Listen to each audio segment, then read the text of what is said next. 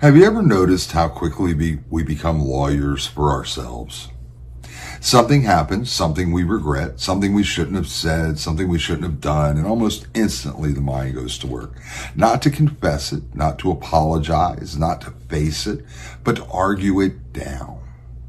I was tired. They pushed me. It wasn't really like that. It's not that serious. Anyone would have done the same. And before long, the thing that actually happened is no longer the thing we're dealing with. We're dealing with a version of it that we can survive. Because the truth is, most of us don't struggle with what we did nearly as much as we struggle with what it would mean if we admitted it plainly. No defense, no context, no escape hatch. Just the raw sentence, I was wrong. But Jesus said something that cuts right through all that noise. Let your yes be yes and your no be no, because somewhere between explanation and excuse, the soul starts to drift. And in this video, I want to talk about something uncomfortable but necessary. Why a soul cannot heal while it is still cross-examining reality in its own defense. Good day, friends. I'm Ald, and this is Intuitive Gnosticism.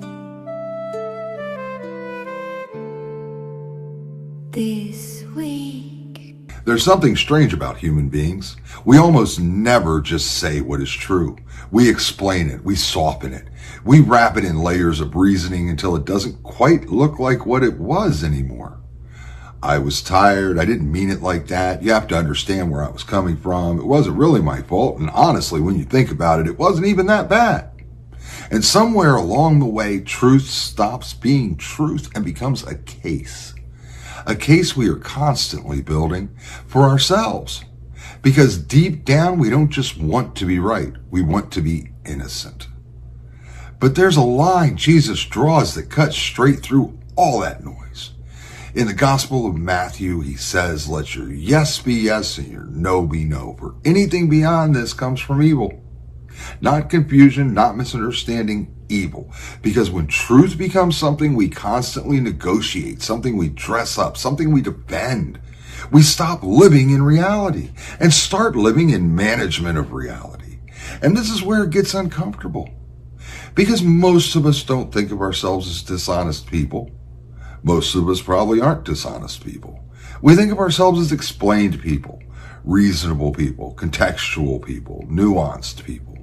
But inside the soul, something else is happening.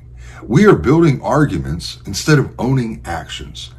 We are cross-examining life instead of receiving it. And that is where Jesus tells the story in the Gospel of Luke. Two men go to pray. One stands tall and he doesn't pray. He argues.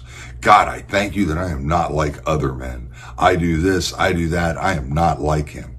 He's not speaking to God. He is presenting evidence. But the other man, he won't even lift his eyes. And all he says is, God, be merciful to me, a sinner. No defense, no justification, no explanation. Just truth. And Jesus says that man goes home justified. So what is the difference? It is not behavior alone. It is posture. One man is in court. The other man is in surrender. And here is the line I want you to feel, not just here. A soul cannot heal while it is still cross-examining reality in its own defense. Because that is what justification does to us. It keeps us talking when we should be listening. It keeps us explaining when we should be seeing. It keeps us managing the story instead of meeting the truth. And slowly, without noticing, we begin to believe our own courtroom language. We don't say, I was wrong. We say, it was complicated. We don't say, I hurt someone. We say, it wasn't intentional. It was an accident. I didn't mean to do it. We don't say, I need to change. We say, I need to be understood. But truth doesn't heal through negotiation. Truth heals through exposure.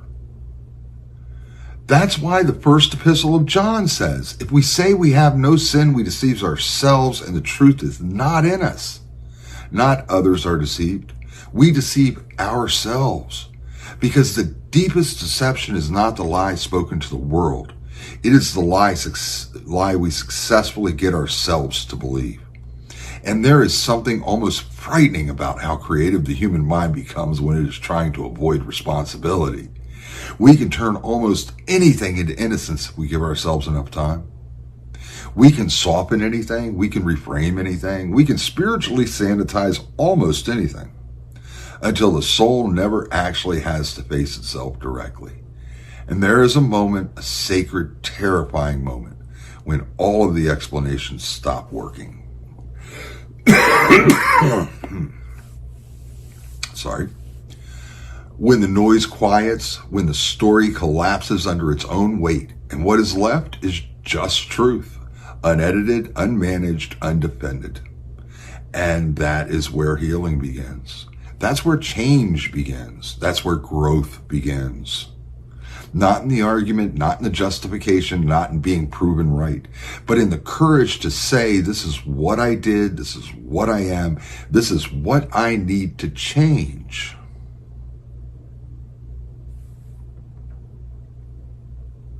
No courtroom, no defense attorney, just honesty. There's a line in the Gospel of Thomas that says, if you bring forth what is within you, it will save you. Not it will explain it away. Not it will defend you. Bring it forth. So maybe the question tonight is not, how do I justify myself better? But instead, how long have I been avoiding the moment where I simply tell the truth? Because there is a strange mercy in truth, not because it excuses us, but because it finally frees us. And so I'll leave you with this.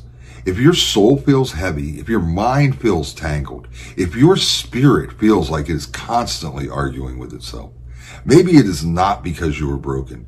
Maybe it is because you are still in court, still defending, still cross-examining, still trying to win a case that was never meant to be argued, only confessed.